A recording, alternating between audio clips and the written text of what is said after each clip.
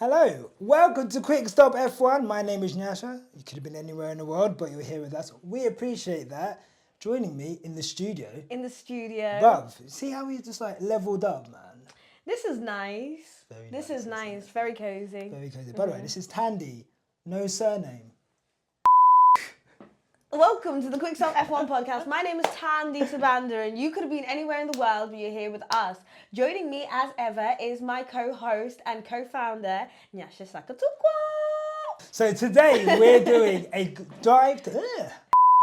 Right, so this is going to be the ultimate DTS review. We're going to go through all the funny moments, all the dramatic moments, all of the funny quotes. Have I said funny twice? I don't know. Who cares? There's loads of stuff that we're going to go through, and it's going to be absolutely hilarious. But before we get into that, subscribe to the channel, guys. Like, we make loads of cool shit. Look at us. Like, this is incredible. Subscribe to the channel, like the video so we can get to more people. And note that we're wearing really cool merch at the moment. Excuse me. Hello. All available on Quickstop F1. Let's get into it. Let's get into it. My starting off point is let's discuss Gunter and Gertrude. Like, did you like them? I don't want to see Gunther Steiner so much. Why? Because his team is not that good. And you know when they're like rinsing a joke?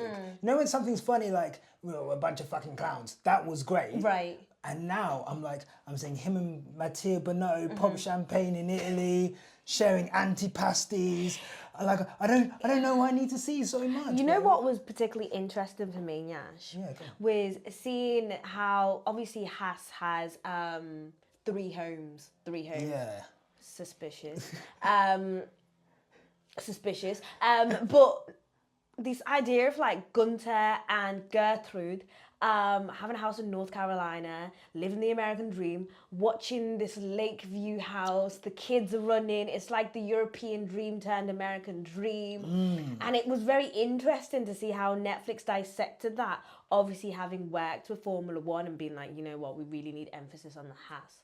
And I think it kind of foreshadows, in my theory, how much Haas is about to grow as a team. Do you think because they're American, and in the first couple episodes it's like, America, like you've got like the Miami! You know what I mean? And they're like, Miami was the greatest spectacle on earth. And it was like, oh, it was an overcast day with Vegas winning balls. But do you know what I mean? Like, and they were, like, I think Zach Brown was crying when they were showing the national anthem, bless him. But I feel like Haas, we saw it in like, they were a Russian team, and I think they were trying to emphasize just how American they are. Yeah, like they might as well have had like Gunter holding a corn dog, wearing a Philadelphia Eagles top, and being like chilling with Tom Brady. That they might as well have done that. And you know what? I'm not mad at it. Tandy. Yeah. Can we talk about Toto going off at all the other team principals? That was so interesting, and it also goes into this whole sector of would we love to have like a little spin-off where we see like the team principals, because you know what, we put so much emphasis on the drivers and their lives, and I'm gonna be honest with you, not every driver on the grid is interesting. They're a bit dry. Yeah. Anyone who's joined this kind of thinking, I'm trying to get into Formula One, I watch Drive to Survive, this is the review, I'm gonna let you know right now, there's very few interesting drivers, but the team principals are apparently quite interesting. Like Toto as a whole, like shouting at everyone, I was a bit like, take your top off, mud wrestle these guys. Anyway, but Christian Horner, you know, he's still very much a Randall. He's the guy in you know, like when you're in class and you have the guy who's kind of like, right guys, this is what we're doing with the task. I felt like Toto was like, you know when you had a supply teacher who wasn't on shit? Yeah. And they were like shouting at you and you'd be like, we're going to violate Yeah, him we're today. violating like, you. Like, Mattia was violating him, Fred was violating But I him. feel like Christian Horner was giving, oh my God, I am noting everyone who's acting up. I'm telling the teacher when he gets back on Monday. I am writing everybody down. This is so bad for my education. But you know, like, the thing is, Christian hit Toto with like the Uno reverse. Yeah. Because he was like, Toto, are you playing up for the cameras? But Christian was playing You're playing up for the cameras. He loves the cameras, bro. And are you playing up for the teacher? No, you're playing up for the teacher. But yeah, big fan of Toto going off. Big fan of Toto in his white shirt just going off. And I needed like someone to be like, If you're hearing this, Toto, get topless. Please. Yash, did you feel slightly uncomfortable With at the reiteration, I'll say, of the Zhou crash? You already knew what I was going to say as well.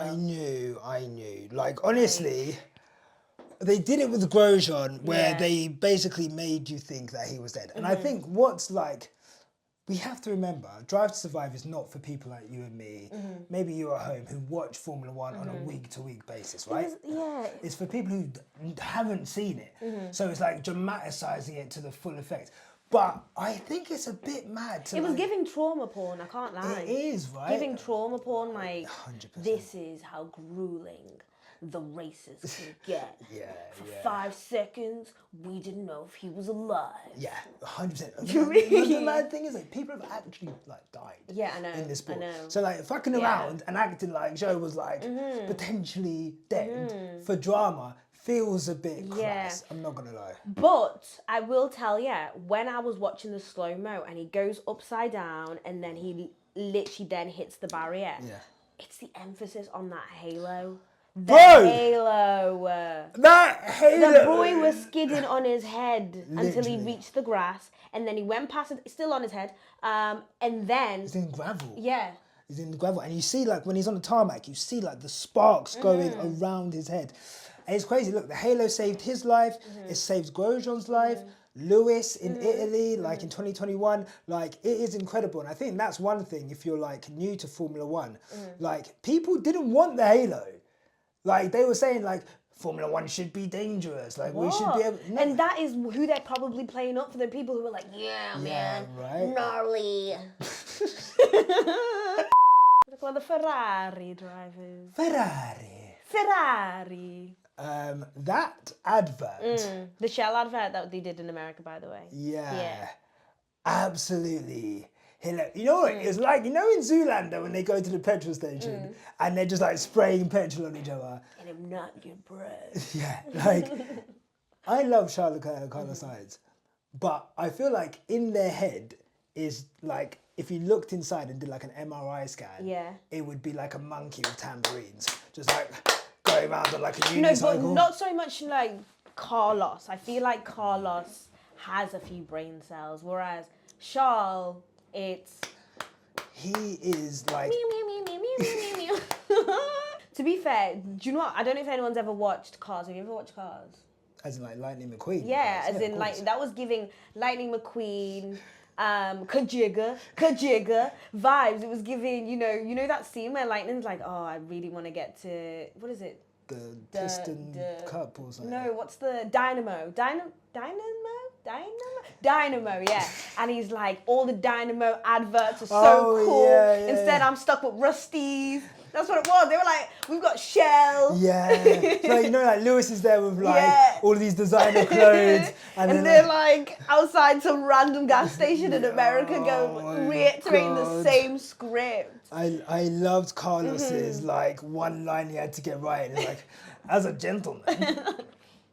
And then, no, we have to go again. We have to go again. As a gentleman. It's like, oh, Carlos. Tandy, I want to talk to you about my favourite Nepo baby. Okay. Nicholas Schumacher. Blonde hair, blue eyes, gorgeous. Mr. Snap a Car in 2. He has, like, this, like, his Drive to Survive story is possibly the saddest Drive to Survive No, but story. it's very Cinderella story, let's be very honest. It's very Cinderella story. Cinderella gets sacked? You get, and then gets a gig at Mercedes. Are you okay? I guess so. Yeah. We can talk about that. Yeah, because I have thoughts on that. But in Drive to Survive, he obviously causes millions of pounds of damage. And I think what we don't see when we're like watching F1 week to week, is like the discussions behind the scenes, right? And the fact that his own team called him like a dead man walking, but they had him going until like the second last race. Mate, you are a dead man walking if you're snapping cars in half every other day. Like at this point, it's coming out of your wage, and once it's out, like now that you're in minus of your wage. It's not coming out of the family trust fund, you know. It is. But what was quite interesting about the whole Mick emphasis, like we kind of got to see how, you know, him and Max used to go on holiday as children in the paddling pools. They did. Yeah, that was a brutal reminder that all these people have been bred for Formula One, and it must have been so mad when this little black boy in hand-me-downs walked in. No one knew who his like family lineage was, and he just came and fucking whammed us all. But that's a story for another time. That's a story for another day. Right, so obviously it's dramatised, but there's like a series of quotes that people said which preceded unfortunate events. Right. So I'm going to ask you which quote preceded an unfortunate event the most, right? Okay. So I'm going to lose. First, well, you can't lose because you're choosing the winner. So you're always going to win. Okay. So Daniel Ricciardo saying in Bahrain, I'm in a good place. Right. He then qualified in 18th. Quickest way to become unpopular is to start winning. Christian Horner, also obviously a bunch of cheating and racism won't help that. And then Lewis saying, I'm coming back to take my championship. And he did not. That didn't happen. Wah, wah, wah. Wah, wah, wah, wah. So out of all of those, who was like the worst statement that did not come true? Lewis Hamilton, I'm so sorry. Take the L, lad. What the fuck? Hold it. Oh, that scene when he's coming out of the car with Baku, like, my bag. My bag. My neck on my bag. Okay, because we're special, we don't deal in like stars or like thumbs up, right? Like, how many gunshot emojis are you giving Drive to Survive Season 5? So 5 gunshot emojis is empty in the full clip, absolutely gorgeous. 0 gunshot emojis is like firing blanks, awful. Okay, I am going to give it a 3.5. So that's like 3 gunshots and a water gun. Like a little, Like a little water gun. In your sock. Yeah. Mainly because for me, being a long-time Formula One fan and not actually a DTS fan, I thought it was, like, I feel like I learned a lot more about what was going on outside of the actual races on Twitter than I already knew a lot. And I feel like it was a play out for people who didn't watch the previous season as well. Definitely. And to be honest, as a Mercedes fan, that was like shock horror. Like that should have been an 18. I just did not. That was scary. I didn't want to relive all of that stuff. Not funny, haha. Funny, scary. And so, yeah, it was horrific. However, I mean, for really like welcoming you into what we are yet to see from the Americans and Formula One, it was there. It done the job. It did what needed to be done. And I actually think it was better than last season. I thought last season, with all they had to play with, was awful. Whereas like this season, I actually like quite enjoyed it, and it wasn't like a chore to watch it. So like for me, I'm gonna give it 4 gunshots. Oh really? I actually quite enjoyed it. Yeah, it was a lot to watch it in one sitting, but I thought like if I was a new fan and I watched that, I like that is incredible TV, and that's who it's for. Like I know that some of the stuff in there is fake, but it's not for me. And that's fine. I mean, like super heavy on the trauma porn. I'm not gonna lie to you. It's like, but it sells. It sells. Yeah.